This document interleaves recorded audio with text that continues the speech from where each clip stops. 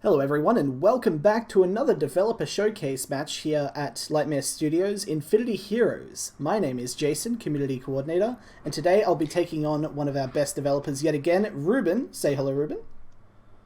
Hey there, I'm Reuben Covington, and yeah, a programmer and designer for Infinity Heroes. And Jason, I'm going to beat you. I really am quite afraid of that. I did actually come out on top last time that we played together, however, I've been a little bit busy with other things and haven't had the chance to stay on top, and you've been working on the game pretty much every single day of the week, so you've got a lot more experience in it than I do right now, so I really got to dig deep to try and come out on top. So we are playing on the alpha build 0.6. Since the last time you saw a developer showcase match, a whole lot has been added. For example, we're currently up to, I think it's 15 heroes. Let me just quickly count. 3, 6, 9, 12, 15, 16 actually. And the original showcase match, I think, only had 8. So there you go, double the amount of heroes. We'll definitely try and shake things up with some interesting combos and see if we can break the game as effectively as possible. Really trying to one-up each other and come out on top. Let's go ahead and choose our heroes now. Yeah, I'm going to do kind of a mix of some of the newer heroes as well as some of the ones we've shown before. Yeah, we actually have a hero that only just got added in last week, Julin, the Chronicler. So I'm definitely going to be playing that as one of my heroes. I'm going to see if I can try and shake things up with a interesting combo of some sort to really make things work. I'm just trying to imagine off the top of my head how can I really push this. Okay. I've selected my heroes and I'm ready to go. Are you? Yep. Okay, right. let's looking for a match. Is it working? There we go. Now? Yeah. I am versing 3 Iberians. We still haven't quite fixed that one up yet. Oh, yeah. So there's still some of the preview screens sometimes lag a little bit. Yeah. We are still in an okay. alpha. It's a brand new feature, so like to be expected. Still doing plenty of work on it. Anyway, so you're starting off with Lucre, it looks like. One of my personal favorite characters for the playstyle. Yeah, I've got Julin. Julin's got a very interesting hero ability if you zoom in on them. He has this ability which doesn't do anything, but if you have managed to activate it 7 times, win the game. It's a really hard strategy to really double down into, but if you can manage to pull it off, it will snag the win right out from under even a potentially losing game state, which is a really exciting thing to make happen. Yeah, it does lock you into that hero, as well as you're putting huge amounts of resources every turn, but to do this. But yeah, it can definitely pay off. Now, I've played a Ancient Egg, which is a nice little early defensive card that can make one of your cards cost 1 less after it dies. Kind of hatches into something. And I get that from the hero Beck, who's a new dragon based hero. So lots of powerful top end plays that I can make.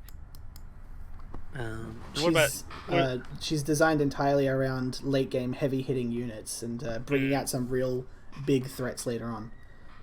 I myself have Lucre as well as Kale, and I also went with Beck for some interesting late game plays as well.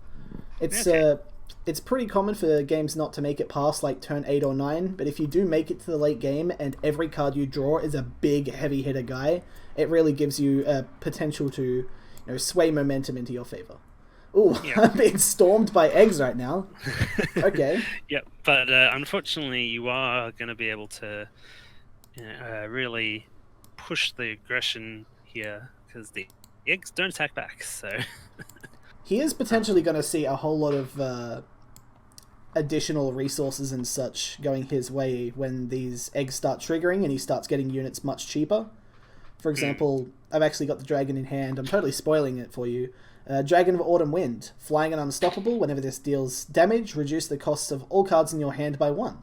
So if he can potentially bring that out 1 or 2 turns earlier, it's gonna, steamroll and make sure everything keeps getting cheaper and cheaper to bring out his huge units at a much lower rate. Yep. The top end dragons can be real board breakers.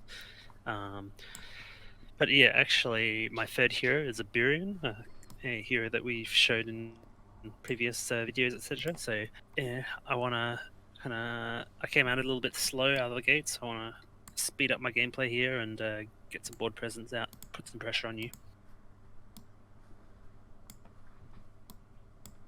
And so we can actually see here that this flyer that I got, it normally costs 4, but because of the egg that died the previous turn, I was able to play it for cheaper.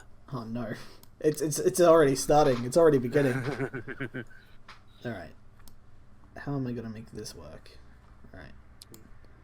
And so you're left with a pretty interesting choice about, like, okay, well, are you going to try to defend against my flyers? Am I going to defend? There's all this, because of the simultaneous play, we've got a lot of mind schemes here. Though, with you playing Lucre, I do have to be pretty careful of you just trying to punch through damage, playing a bunch of upgrades, buffing up on your flyers. Okay. Alright, I did manage to predict that correctly. Yep, so actually I used a card that gives my guy +4 life. So that's gonna really wreck your plans. I did, however, save myself from taking 4 damage. I'll take that little victory.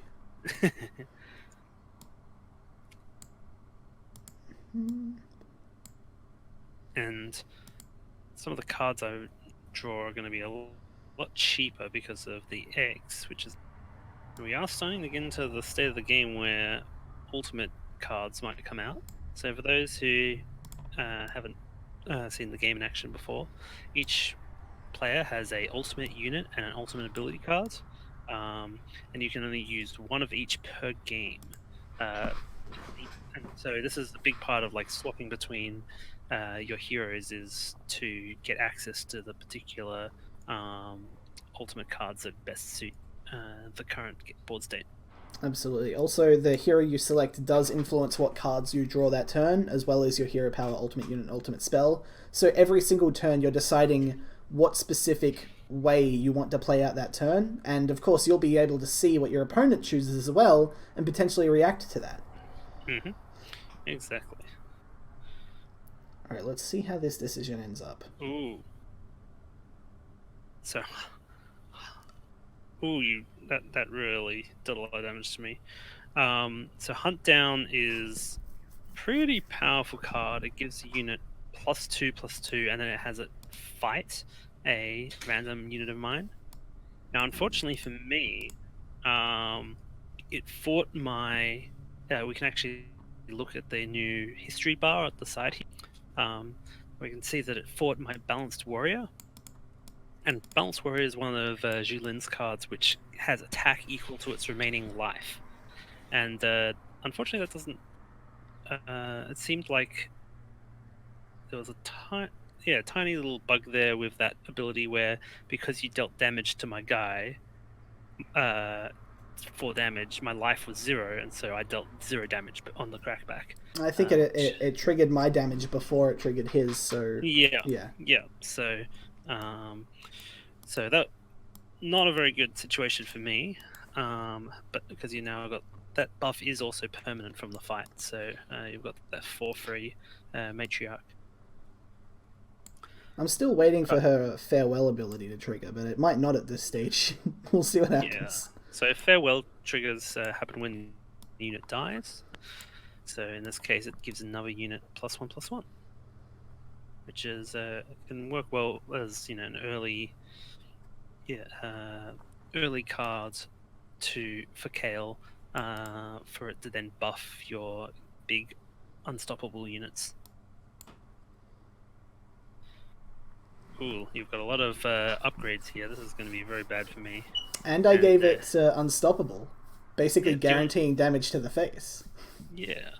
So unstoppable is one of our keywords, which makes it so that it'll keep attacking, dealing any excess damage.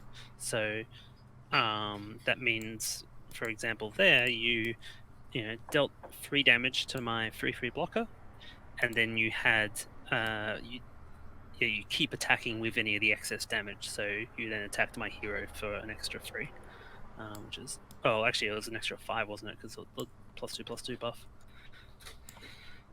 So that was. So even though I'm pressuring you pretty heavily with the 4/4 flyer, which you don't have a good answer to, I am losing the ground. Alright, let's see if that ends up. No, I don't want to use that. Not yet.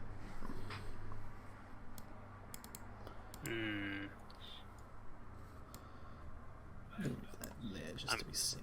Okay. So I'm actually going to be using one of my ultimate ability cards. This is a Rift the Old World. Deals 3 damage to all my enemy units, and the next card I draw will cost 0. That's pretty good. It did cost 7, so it was a very expensive card. Totally cleared the board here. I was kind of expecting a cannon fire from you. That's why I moved my units into the defense zone. But if we zoom in on the history bar, you can see that you cast a dragon fire from Beck's deck, which wasn't enough to kill my 4/8. So I'm feeling like I'm in a pretty good position here. I'm pretty happy with that.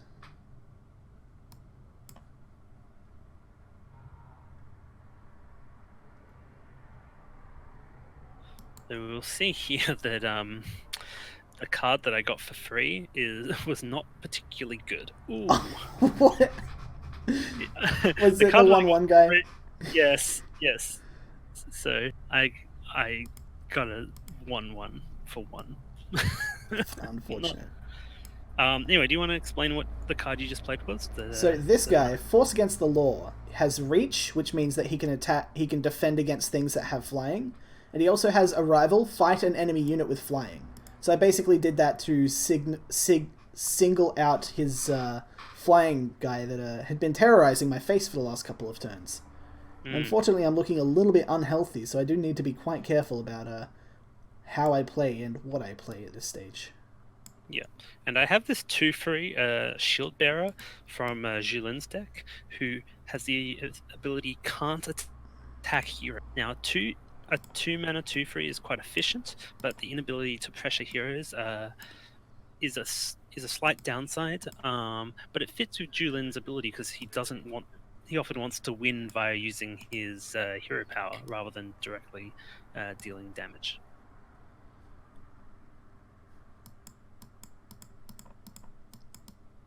Okay. Yeah, so let's see if I'm in trouble here. But actually, Jason, I think I might have you because I'm going to be using the Brimstone Battle Tank to kill a blocking unit. And oh my god, I gotta survive on 1 health. You are gonna survive on 1 health. If only there was something I could do to heal myself, because I know that your hero power deals 1 damage straight up. Yes. So not only do I have a lot of attacking units ready to go, but yes, Iberian's hero power is deal 1 damage to the enemy hero. So I think I might have this. I guess I'll just spam out some more units. I made the decision to hold off on my ultimate units for later on, and unfortunately now I'm in a position where none of them are really that good, and unfortunately it might be a bit too late, so I can't even decide to play them now. Yeah, so the ultimate cards are often your trump cards. Some of the most powerful things you can cast in the entire game. Certainly the most efficient, but you only get 1 of them, right? And so the use of the proper use of a ultimate cards can really tilt the scales in your favor. And because you were being a bit conservative with your ultimate cards, it meant I was able to overrun you there. Alright, so Reuben wins game 1. Let's take it on to the game 2 in this best of 3 series and see if I can potentially make something happen. Let's change up the hero lineup a bit and see what else we want to use here. One.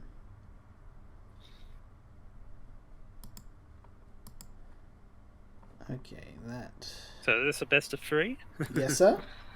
Okay. So if you win this one, you take it all. Ooh. Okay, let's. Yep, ready to go. Searching for a match.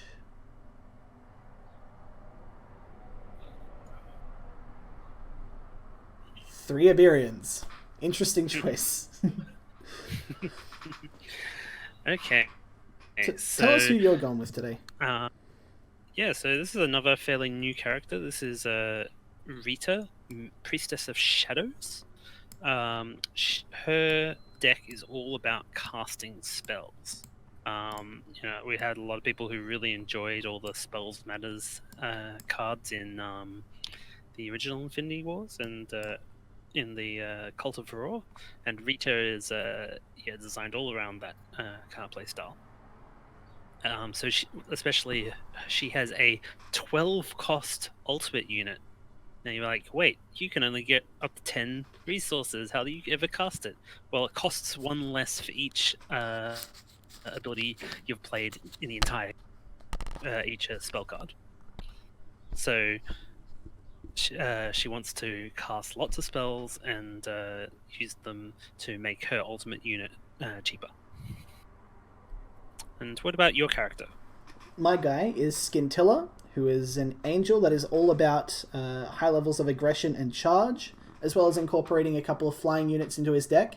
And it's actually the first crowdfunded campaign backer card that we've actually released. So a guy came onto the campaign and backed at the Become a Hero tier. We animated him a full card. The animation's still a little bit wonky, but I think that's a problem on our playback on our end. But it was designed by him and a character that he really enjoyed and wanted to add to the world. And he's a welcome addition now to Infinity Heroes, which is kind of cool. If you have a spare few $100 you want to throw our way to get your own animated card, feel free to let us know. Link in the description, but that's up to you. He's got some really interesting one of his main cards is Dive, which lets him either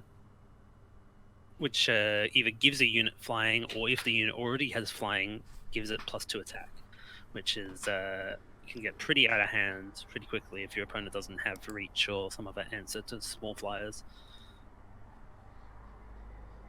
Alright, let's go with this guy this time around. Yeah, so Adaptive Bottleneck is actually the card that I played. It's a really interesting one. It spends all your remaining resources, so it means you can cast it as a 1-cost 1/1, a 2-cost 2/2, a 3-cost 3/3, etc. It's really flexible, but it doesn't have any other abilities than that. It's a pretty adaptable body to add to the field. Exactly. Right, didn't draw into what I was looking for there, but that's okay.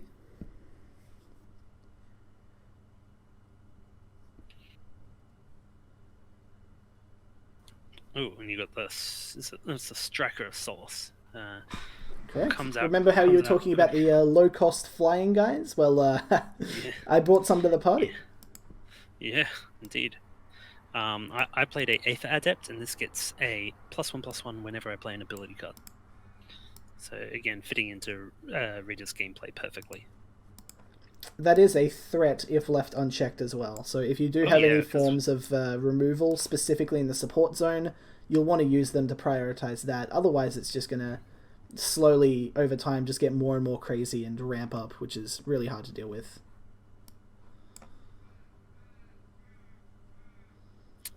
Uh-oh, this isn't going to go well for you. Oh, no, actually, you gave your guy +4/+4. But I gave it -3/-3, though I still wasn't able to really push through that. So ended up turning out pretty nicely for you. I'm okay with that trade overall. I'm less so. Alright, let's quick take. So the reason Rune Ward can be so powerful is because you can only buff people in the defense zone. So it's no use when you're behind.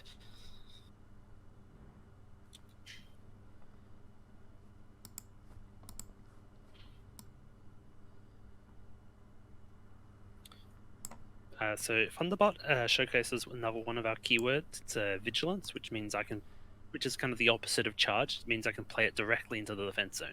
Unfortunately, it doesn't have a way of dealing with the flyer, so kind of didn't really have a huge effect. We did actually used to have an ability in the game just called Give That Man a Jetpack, which, is a card from Infinity Wars.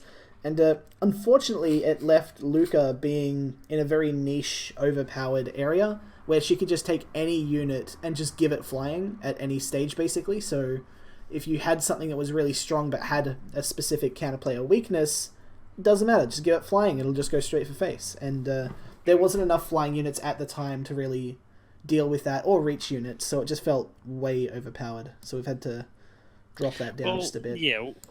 Also, just Lucre's kind of game style was more about increasing power and toughness using or attack and life using like upgrade, etc. Like the jetpack it kind of makes sense for the person who has the best give a unit flying to be in the angel faction, for example. Both from a flavor standpoint and gameplay. Oh my god, these rune wards. Might potentially need a bit of a nerf at this stage. No, I mean, yeah, I can certainly punish it with death rays and stuff.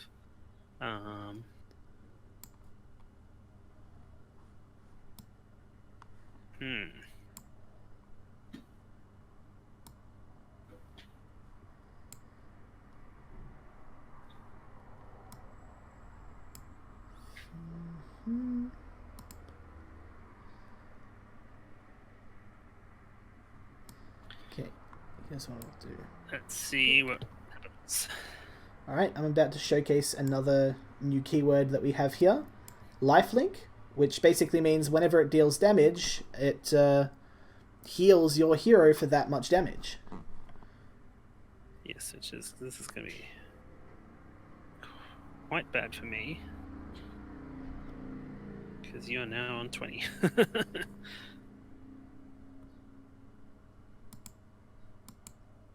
Alright, let's go with this guy. I do like this Thrasis Dragonbird. Flying and has +2/+2 as long as I'm on full health. I am currently on full health, so that does work well for me. Yeah. What's this going to do again? Sure. Use that.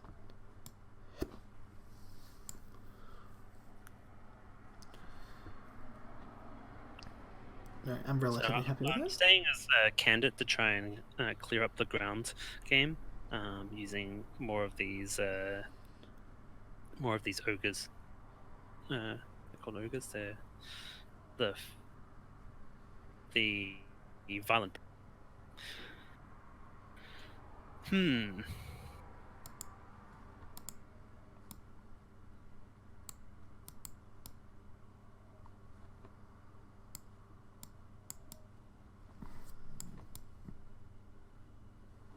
Alright, let's give that a shot. See how that goes. Actually, hold on. Let's do that.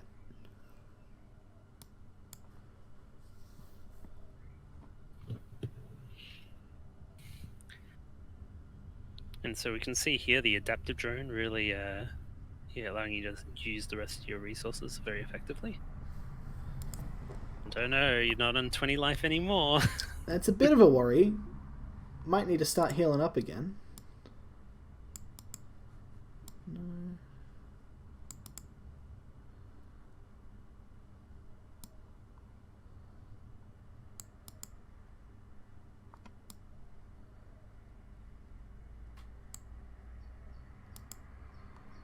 Okay.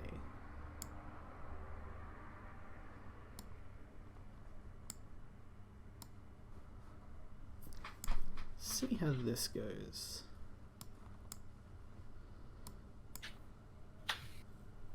Ooh. So I'm going to gain some life back.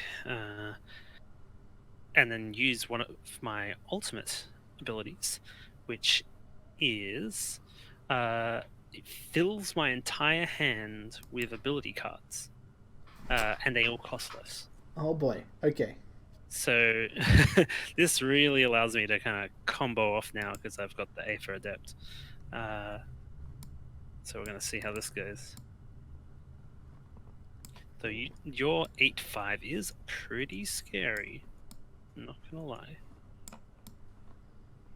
There it is. Okay. So if we do that... to that...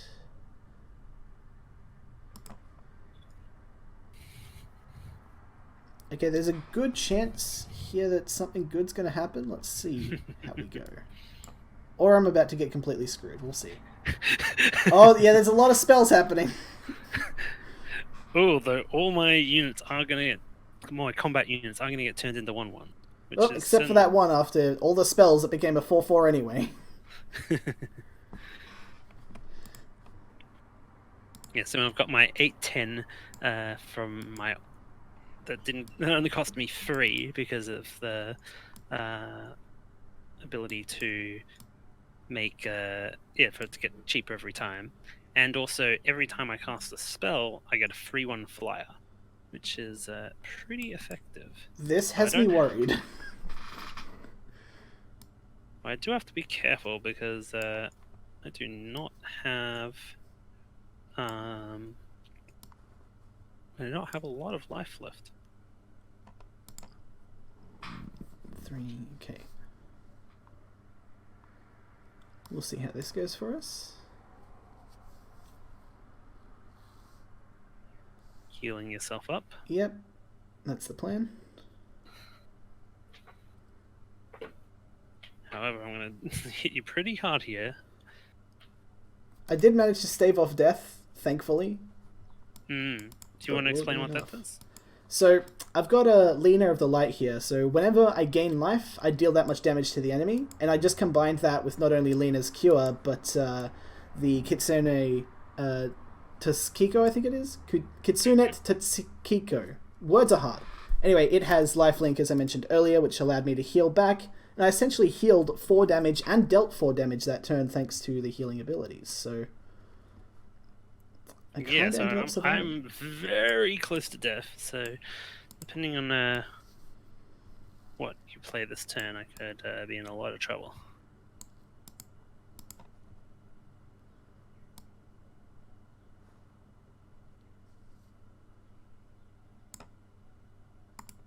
We could potentially hit a draw here, which draws go to...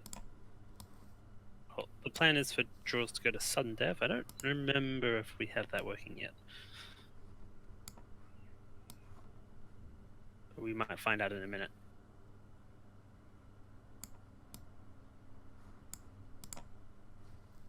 Hold on. Let me redo that. I wanted to get the order of these spells in the right order, just so I don't screw up and kill myself. Yeah. So you can see with the little yellow dots that I have the initiative. So that means my first spell will go first, and then they kind of all the actions interlace. So then Jason gets a spell, and then I get a spell, and then Jason gets a spell, etc. And this ordering can often matter a lot. So I'm going to set your guys' attack to 0. Though you are going to heal yourself, which is going to set me to... Oh, no, you got flying, guys. I totally forgot they got flying. Alright, never mind. You did get me down to 2 life. That was a whole lot closer. Yeah. Unfortunately, I did come out with the big L there, so I do happily pronounce Reuben the winner of this Developer Showcase match. Very well done. Anyway, but I hope everyone's found it interesting to get a bit of a look at the gameplay and some of the strategies we used, and Yeah, Jason, where should they go if they're interested in learning more about the game? I mean, you can always go to infinityheroesgame.com. The actual website has a fair bit of information there, including videos such as this one, and developer showcase matches, behind-the-scenes dev articles. Got a bunch of stuff in the blog as well. And of course, you can always go to the Infinity Heroes Indiegogo campaign, which is still running and live, despite the fact that it quote-unquote ended, where you can go ahead and get backer access. You can jump into the alpha today if you become a backer, and there's a bunch of other cool little perks there as well that you can also pick up. So if you do like what we've got so far and you like to see the direction we're going, definitely throw your support our way. I mean, like, I'm a little bit biased here, but seeing the progress that's been made between these two developer showcase matches is pretty cool. I definitely like the direction we're heading at, and it's becoming more and more fun each day, and I'm glad that I have responsibilities away from this here at Lightmare Studios. Otherwise, I would just waste so much time just playing games with everyone else. So, yeah. Thanks so much for joining me, Reuben, and thank you, of course, to everyone else here watching. If you liked us, feel free to subscribe on the YouTube channel here at Lightmare Studios. We'll see you guys in the next one, and until then, have a great day. Bye.